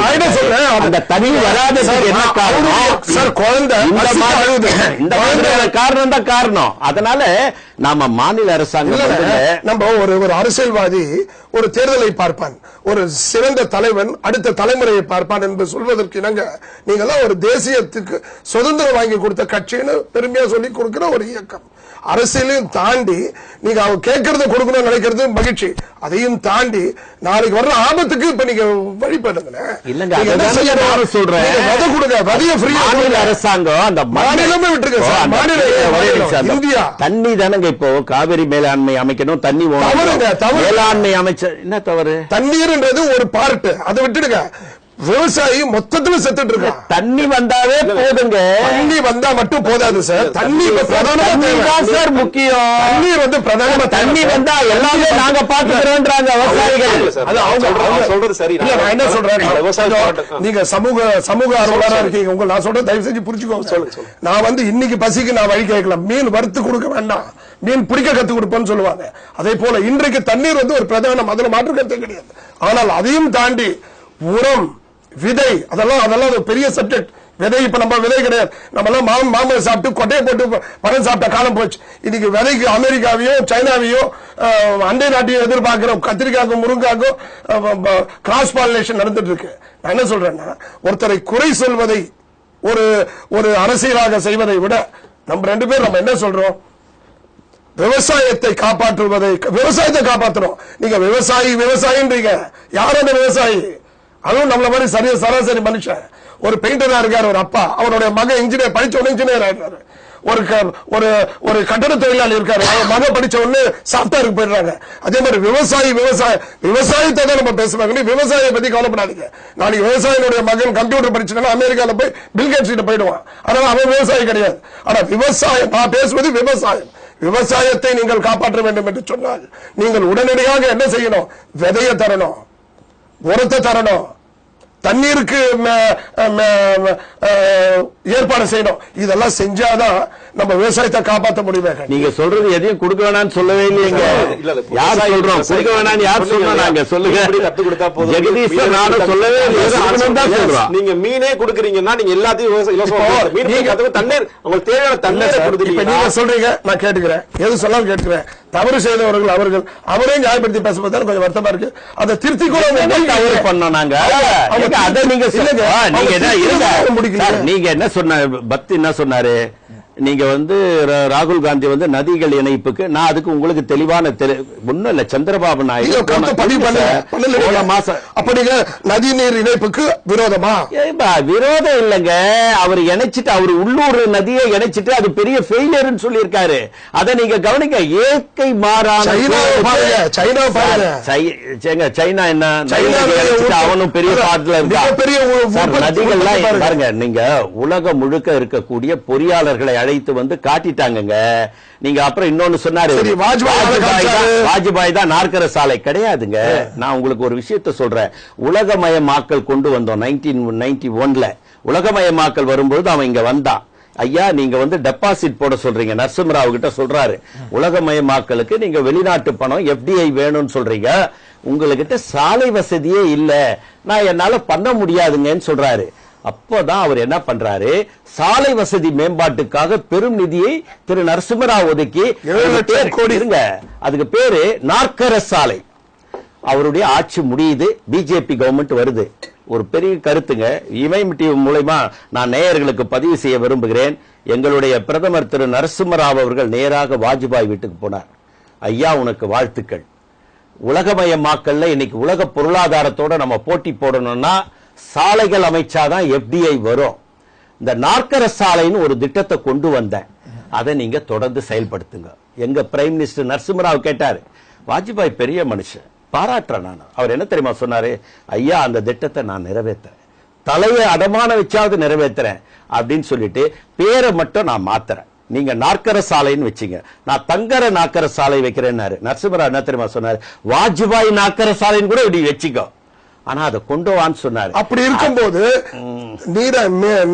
நதிநீர் இணைப்புக்கு ஒரு மந்திரி அமைச்சு நதிநீர் இணைக்க முடியாது. திரும்ப அதுக்கே போவாதீங்க. இணைக்க முடியாது லாஜிக் இருக்கு. இருங்க, முல்லை பெரியாறுல அணை கட்ட முடியாது நாங்க பெண்ணிக்குய் கட்டினாரா இல்லையா? அதே காலகட்டத்துல தான் நதிகளை இணைக்கணும்னு பிரிட்டிஷ்கார முயற்சி பண்ணாங்க. எங்க யார வேணாலும் கேட்டு பாருங்க, உலக வரலாற்றில் இருக்கக்கூடிய, ஏன்னா ஜெகதீஷ் பொறியாளர் தான், அவரை கேளுங்க, அவர் பொறியாளர் படிச்சவர் தான், இன்னும் திறமையானவர் கூட. அவரு விந்திய மலை குறுக்க நிக்கிற வரைக்குங்க நீங்க நதிகளை இணைக்க முடியாதுங்க. யதார்த்தத்தை புரிஞ்சுக்கிட்டு பேசுங்கன்னு சொல்றேன். எதற்கு கிடையாது, இருக்கிற யதார்த்தத்தை சொல்றோம். தென்னிந்திய நதியாவது நீங்க நினைக்கலாமே. யாருங்க வேணாம்னு சொல்றாங்க? நீங்க சொல்றது கரெக்ட். யாருங்க முல்லை பெரியார் தண்ணி தர மாட்டேங்கிறா, இங்க காவேரி தண்ணி தர மாட்டேங்கிறா, கிருஷ்ணா தண்ணி வருமா வரான்னு தெரியாது. இவ்வளவு பிரச்சனை எப்படி நீங்க தண்ணி நிறுவீங்க? பக்கத்து வீட்டுக்காரர் சொல்ல தென் தமிழக நதிகளை இணைக்க முடியல இன்னைக்கு. அதுதான் பிரச்சனை. அதாவது நீங்க இந்திய அளவுல மத்திய அரசாங்கம் பண்ணணுங்கிறாரு. தமிழக அரசாங்கம் இதுக்கு நிதியெல்லாம் ஒதுக்கி அந்த நிதியை கூட பயன்படுத்தாம ஒவ்வொரு பட்ஜெட்லயும் பாத்தீங்கன்னா சில கோடி 5 கோடி 10 கோடி ஒதுக்கிட்டே இருக்காங்க. ஜெயலலிதா அவர்கள் உயிரோடு இருந்தபோது ஒவ்வொரு வருடம். ஆனா ஒரு கல்லு கூட எடுத்து வைக்கல. தென் தமிழக நதிகளை இணைக்க மாட்டேங்கிறாங்க. அதான் அடிப்படையில இங்கே கோளாறு, பல சிக்கல்கள் இருக்கு. இங்க இருக்கிற 2 நதிகள். இன்னொரு விஷயம் சார், அதே பண்ண அப்படிங்கும்போது பிரதான குற்றச்சாட்டு ஒரு பல ஆண்டு காலமா அந்த சீமை கருவேலை மரத்தை வந்து எடுக்கணும்ன்றதுதான் இவரு எனக்கு தெரிஞ்ச ஒரு 5-10 வருஷமா சொல்லிட்டு இருக்காரு. அந்த விழிப்புணர்ச்சி இப்பதானே சார் வந்திருக்கு. நான் சின்ன வயசுல இருக்கும் போது ரயில்வே ஸ்டேஷன்ல போயிட்டு இருப்பேன், ட்ரெயின்ல போகும்போது சைட்ல ஜன்னல் இருந்து பார்த்தா சீமை கருவேலை தான் ஃபுல்லா இருக்கும். அது எப்ப கட் ஆகுதோ அது அடுத்த மாநிலம் வந்தாச்சுன்னு பொருள். இங்க இருந்து நம்ம போனோம்னா வடநாட்டுக்கு போனோம்னா சீமை கருவேல மரம் இருக்கிற மதுரை கோர்ட் வந்து அதுக்கு மிகப்பெரிய கண்ணு கட்டதுக்கு அப்புறம் சூரிய நமஸ்காரம் தேவையில்லை சார். எல்லாமே தண்ணீர் தண்ணீர் தண்ணீர் தண்ணீர். நீ சொல்லுது சரி. ஒரு கண்ணு கட்ட அப்புறம் 100 சூரிய நமஸ்காரம் சொல்ற மாதிரி பல்வேறு விஷயங்கள் பாத்தீங்கன்னா சுனாமி வந்த அப்புறம் தான் அடுத்து சுனாமி எப்படி வந்தால் தடுக்க முடியும்னு ஏற்பாடு செஞ்சோம். பள்ளிகளை நெருப்பு பிடித்து ஒப்பிடாதீங்க. எல்லாரும் சொல்றேன் காலத்துல இருந்து ஒரு பள்ளியை கும்பகோணத்துல குழந்தைகள் நெருப்பு பிடிச்சு எரிந்த பிறகுதான் அடுத்தது பள்ளிகளை வந்து எப்படி பாதுகாப்பாக கட்டணும்னு முடியும். அப்படி சொல்றேன். எல்லாருமே வந்து சொல்றீங்க சார். Right sir. ஒரு குழந்தை எரிஞ்சது, ஒரு ஸ்கூல் பத்திக்குச்சு, உடனே தமிழ்நாடு முழுக்க கழிவு மொழியாச்சு. ஒரு ஆட்டோல ஒரு குழந்தை, ஒரு வண்டியில இருந்து ஒரு குழந்தை விழுந்தது, உடனே தமிழ்நாட்டில் இருக்க அத்தனை வண்டிக்கும் மஞ்சள் பெயிண்ட் அடிச்சாச்சு. அதே ஒரு போலீஸ் இன்ஸ்பெக்டர் வந்து ஒரு 450 கோடி ஒரு லஞ்ச கேஸ்ல மாட்டிருக்காரு. அது மட்டும் ஒரு தனி மனித குற்றம். ஒரு தாசில்தார் கிட்ட 650 கோடி இருக்கு, அது மட்டும் ஒரு தனி மனித குற்றம். ஏதாவது ஒரு டிரைவர் தப்பு பண்ணா பொதுவாயிடும். ஒரு ஸ்கூல் பிரச்சனைனா பொதுவாயிடும். ஒரே ஒரு அரசாங்கத்தினுடைய அதிகாரியோ ஒரு மந்திரியினுடைய ஊழல் வந்து அது தனி மனித ஊழல் ஆயிடுது. அதையும் அத்தனை மந்திரியினுடைய சொத்தையோ அவங்களுடைய மனைவி மக்களுடைய சொத்தையோ வெளிப்படையாக அறிவிக்க சொல்லுங்க தாசில்தார். வந்து புது திட்டத்தை வந்து எடப்பாடி பழனிசாமி கொண்டு வந்திருக்காரு. குடிமராமத்து அப்படின்னு ஒரு திட்டத்தை கொண்டு வந்திருக்காரு. மணிமங்கலத்தில் கூட ஆரம்பிச்சிருக்காரு. அதற்கு பல கோடி ரூபாய் ஒதுக்கதா சொல்லப்பட்டிருக்காரு. என்ன சொல்றாருன்னா அந்தந்த கிராமத்தை சேர்ந்த இந்த கிராம பஞ்சாயத்தை சேர்ந்தவர்களே நிர்ணயிக்கலாம், மூலமா டெண்டர் கிண்டர்லாம் கிடையாது, அந்த கிராம மக்களே முடிவு செய்யலாம்னு சொல்லிருக்காங்க. இது எப்படி இருக்குன்னு நினைக்கிறீங்க நீங்க? இல்ல, அது அந்த மாதிரியான அவருக்கு பதிவு செய்திருக்க கருத்து வரவேற்க வேண்டியது. கிராமத்துல வந்து கிராமமே செய்யணும். அதுதாங்க எங்களுடைய அன்பு தலைவர் ராஜீவ் காந்தி அவர்கள் கிராமத்துல போய் அதிகாரம் இருக்கணும். நீங்க பாத்தீங்கன்னா ஒரு எம்எல்ஏக்கு மந்திரிக்கே கூடங்க செக்கில கையெழுத்து போட்டு பணம் எடுக்க முடியாது. ஆனா கிராம ஊராட்சி பஞ்சாயத்து தலைவர் செக்கில கையெழுத்து போடலாம். அந்த அதிகாரத்தை கொடுத்தவர் எங்க தலைவர் பஞ்சாயத்து ராஜ் என்ற சட்டத்தை கொண்டு வந்து இன்னைக்கு கிராமங்கள் எல்லாம் சாலைகள் சரியாக இருக்கிறது, விளக்குகள் எரிகிறது என்றால் பஞ்சாயத்துக்கு மத்திய அரசாங்கத்திலிருந்து நேரடியாக நிதி போகணும். 6 மாசத்துக்குள்ள லோக்கல் பாடி தேர்தல் நடத்தலன்னா பஞ்சாயத்துக்கு உண்டான பணம் மத்திய அரசாங்கத்திலிருந்து கிடைக்காது அப்படின்ற சட்டங்கள்லாம் கொண்டு வந்தோம். என்ன காந்தி சொன்னார் பாருங்க, நான் ஆரம்பத்தில் குறிப்பிட்ட மாதிரி இந்தியாவுடைய ஆன்மாவே கிராமத்தில் வாழுகிறது. அந்த கிராமத்திற்கு நாம உயிர் கொடுக்கணும், அந்த ஆன்மாவுக்கு உயிர் கொடுக்கணும். அதுதான் எங்க தலைவர் ராஜீவ் காந்தி பண்ணாரு. அது போன்ற திட்டங்கள் நாங்க சொல்லும் பொழுது அது எடப்பாடியாரா இருந்தாலும் யாரா இருந்தாலும் சரிதான், நாங்க வரவேற்கிறோம். இன்னைக்கு அதிமுக கொண்டு வந்த திட்டம் அந்த கிராமத்தில் இருக்கக்கூடிய மக்களே அதை செய்யறாங்கன்னு சொன்னா அது வரவேற்கிறதுல ஒன்னும் தப்பு கிடையாது. குடிமராமத்து திட்டம் நல்ல திட்டம் தான். ஆனா இதுல நம்ம தெரிந்து கொள்ள விஷயம் கேட்டீங்கன்னா, இது போன பட்ஜெட்லயே குடிமராமத்துக்கு 100 கோடி ஒதுக்குறதுன்னு சொல்லி இப்ப மார்ச், அதாவது இந்த பினான்சியல் இயர் முடியறதுக்குள்ள மார்ச் 2 மேல ஆரம்பிச்சிருக்காங்கன்னா இதுக்கு என்ன காரணம்னா இந்த 100 கோடி எப்படி திருடலாம்ங்கிற மட்டும்தான் இந்த திட்டத்தோடைய நோக்கம். ஏன்னு கேட்டீங்கன்னா அந்த திட்டத்துல மிக தெளிவாக இது மக்கள் இயக்கமாக செய்ய வேண்டிய ஒரு திட்டம். 10 லட்சத்திற்கு குறைவாக அமௌண்ட் மட்டும் தான் மக்கள் இயக்கமாக செய்ய முடியும். அதுக்கு மேல திரும்ப கான்ட்ராக்டருக்கு தான் போகுது அப்படிங்கறதா திட்டத்தோட. இது போன பட்ஜெட்ல போட்டது, இது இந்த பட்ஜெட்ல போட்டது. போன பட்ஜெட்ல போட்டது இந்த பினான்சியல் இயருக்கு அந்த 100 கோடியை திருடணும்ங்கிறதுக்காக இது அதிமுக அரசாங்கம் இது பண்றாங்கிறதா. இது போய் இன்னும் தெரியும். இது ஒரு அரசியல் வந்து அதுதான். இது அதாவது உண்மையிலேயே நான் அதுல வந்து நம்ம சகோதரர் ஜெகதீஷ் சொன்னதை நான் முழுமையா உடன்படுறேன். இதுல மிகப்பெரிய ஊழல். அதை தான் கிராமத்துக்கு அனுப்புறோம் பாருங்க. மத்திய அரசாங்கத்திலிருந்து பணம் தலைவர் ராஜீவ் காந்தி தெளிவா சொன்னாரு. நாங்கள் 100 ரூபா அனுப்புனா 18 ரூபா தான் அந்த மக்களுக்கு போய் சேருது, 82 ரூபா இடைத்தரகர்கள் கொள்ளடிக்கிறாங்க. இது ஒழியணும். குறிப்பா தமிழ்நாட்டில் லஞ்சம் தலைவிரித்து அவருடைய கருத்துல எனக்கு முழு உடன்பாடு உண்டு. அந்த 100 கோடி ரூபாய்க்கு அவங்க வேற மாதிரி அந்த திட்டம் நல்ல திட்டம், மராமரத்து நீங்க சொல்லக்கூடிய அந்த திட்டத்தை உண்மையா வரவேற்கணும். ஆனா இந்த ஒதுக்கி இருக்கக்கூடிய அந்த தொகை மொத்தமும் அங்க போச்சுன்னு வச்சுக்கோங்க, மிகப்பெரிய வளர்ச்சி உண்டாகும். நிகழ்ச்சியோட இறுதி கட்டத்துக்கு வந்துட்டோம். தொடர்ந்து 7வது நாள் போராட்டம், பயிர் கடன் தள்ளுபடி மற்றும் வறட்சி நிவாரணம் வழங்க கோரி இந்த போராட்டம் மற்றவர்கள் பாராமுகமாக இருப்பது எப்படி பாக்குறீங்க? இதை அதாவதுங்க, மத்திய அரசாங்கம் இன்னைக்கு தமிழகத்தினுடைய விவசாயிகள் அங்க போய் தன்னுடைய மிகப்பெரிய வேதனையை அரை நிர்வாணத்தோடு காட்டுகின்ற அந்த இது அலட்சியப்படுத்தக்கூடாது. அதே மாதிரி அதிமுக கூட நம்ம சகோதரர் ஜெகதீஷ் சொன்ன மாதிரி, சகோதரர் பத்து சொன்ன மாதிரி 7 நாள் கழிச்சு போய் பாக்குறாங்க பாருங்க. அந்த நாடாளுமன்ற உறுப்பினர்கள் 50 பேர் இருக்காங்க. மிகப்பெரிய அழுத்தத்தை கொடுக்கலாம். ஆனா இவங்க அழுத்தம் கொடுத்தா கூட 50 பேர் போய் வேறு சில பிரச்சனைகளுக்காக இந்த போய் பார்க்கணும்னு சொன்னா பிரைம் மினிஸ்டர் டைம் கொடுக்க மாட்டாரு. ஒரு மனு கொண்டு போறாரு. 50 எம்பிக்கள் உள்ள ஒரு மாநிலத்தினுடைய 50 எம்பி, அதுவும் டெப்டி ஸ்பீக்கர் தலைமையில போறாங்க. என் பிஏ கிட்ட கொடுத்துட்டு போன்னு சொல்லக்கூடிய ஒரு அவல நிலை இருக்கிறது. இதெல்லாம் மாறணும். மத்திய அரசாங்கம் தமிழகத்தின் மீது பாராமுகமாக இருப்பது வருத்தத்தக்க விஷயம். இப்போ இருக்கிற சூழ்நிலையில நம்ம விவசாயிகள் தமிழ் விவசாயிகள் என்பதை பதிவு செய்வதை விட இந்திய விவசாயினுடைய ஒரு குழு டெல்லி மாநகரத்தை நோக்கி ஒரு மிகப்பெரிய ஒரு அறப்போராட்டம் செய்து கொண்டிருக்கின்ற நிலையில் அவர்கள் அழுத்தத்தை தர வேண்டும் என்று சொன்னால் அரசியல் வேறுபாடுகளை கலைந்து மத்திய அரசை குற்றம் சாட்டுவதை தவிர்த்துவிட்டு டிமானிட்டைசேஷன் செய்யும் போது எவ்வாறு ராஜீவ்காந்தி அவர்கள் கியூல நின்று பேங்க்ல போய் பணம் வசூல் செய்து தன்னுடைய எதிர்ப்பை பதிவு செய்தாரோ அதை போல அனைத்து கட்சிகளும், டெல்லியில் உள்ள அனைத்து கட்சிகளும் நமது இந்திய விவசாயிகளுக்கு உறுதுணையாக இருந்து பிரதமரை சந்திக்கும் வரை உறுதுணையாக இருந்து போராட வேண்டும் என்பதுதான் என்னுடைய வேண்டும். உங்களோட விவசாயிகளோட கோரிக்கைகள் மிக நியாயமான கோரிக்கைகள். இது இன்னைக்கு பொன் ராதாகிருஷ்ணன் அவர்கள் பார்த்ததற்கு பிறகு இன்னைக்கு வாபஸ் வாங்கியிருக்காங்கன்னா இது உண்மையில செஞ்சு கொடுக்க போறாங்களா மிகப்பெரிய கேள்வி எழுந்திருக்கு. இல்ல இன்னொரு கண் துடைப்பு நாடகமா அப்படிங்கறது தெரியல. அந்த கோரிக்கைகளை உடனடியாக நிறைவேற்ற வேண்டும். இது மறுபடியும் நான் சொல்றது, பாராளுமன்றத்திற்கு நம் பிரதிநிதிகளை அனுப்பி இருப்பது இந்த மாதிரி விஷயங்களை அங்கே எடுத்து சொல்வதற்காக தான். தயவு செய்து விவசாயிகளை கொச்சைப்படுத்தாதீர்கள். அதே சமயம் விவசாயிகளை மறுபடியும் போராட்டத்திற்கு அழைக்காதீர்கள். அவர்களுக்கான வாழ்வாதாரத்தை ஏற்படுத்திக் நன்றி. நேரிலே இன்று 7வது நாளாக டெல்லியிலே ஜந்தர் மந்தரிலே தொடர் போராட்டமாக பயிர் கடன் தள்ளுபடி மற்றும் வறட்சி நிவாரணம் வழங்க கோரி தமிழக விவசாயிகள் மிகப்பெரிய போராட்டத்தில் ஈடுபட்டிருந்தார்கள். இதை பற்றி தங்கள் கருத்தை கூறும்போது ஜெகதீஷன் கூறும்போது அவர் வைத்திருப்பது ஒரு நியாயமான கோரிக்கை. பொன் ராதாகிருஷ்ணன் சந்தித்து பேசியிருக்கிறார். இது வெறும் கண் துடைப்பாக இருக்கக்கூடாது, கண்டிப்பாக அவர்கள் கோரிக்கையை நிறைவேற்ற வேண்டும் என்று கூறுகிறார்கள். திரு டாக்டர் சங்கை பத்மநாபன் கூறும்போது இந்திய விவசாயிகள் நாம் கூற வேண்டும், கண்டிப்பாக அரசியல் வேறுபாடெல்லாம் மறந்து ஒன்றாக செயல்பட்டு பிரதமரை சந்தித்து அவர்களுக்கு கோரிக்கைகளை நிறைவேற்ற வேண்டும் என்று கூறியிருக்கிறார்கள். அதேபோல திரு பொன் கிருஷ்ணமூர்த்தி அவர் கூறும்போது மத்திய அரசு இந்த மிகப்பெரிய போராட்டத்தை அலட்சியப்படுத்துகிறது, பாராமுகமாக இருக்கிறது. கண்டிப்பாக தமிழக அரசும் மத்திய அரசும் ஒரு உடனடி நடவடிக்கை எடுக்க வேண்டும் கூறியிருக்கிறார்கள். தங்கள் கருத்துக்களை பதிவு செய்த ஜெகதீஷ் நன்றியை தெரிவித்துக் கொள்வோம். டாக்டர் சங்கை பத்மநாபன் நன்றியை தெரிவித்துக் கொள்வோம். பொன் கிருஷ்ணமூர்த்தி நன்றியை தெரிவித்துக் கொள்வோம். மீண்டும் நாளை சந்திப்போம். அதுவரை நன்றி, வணக்கம்.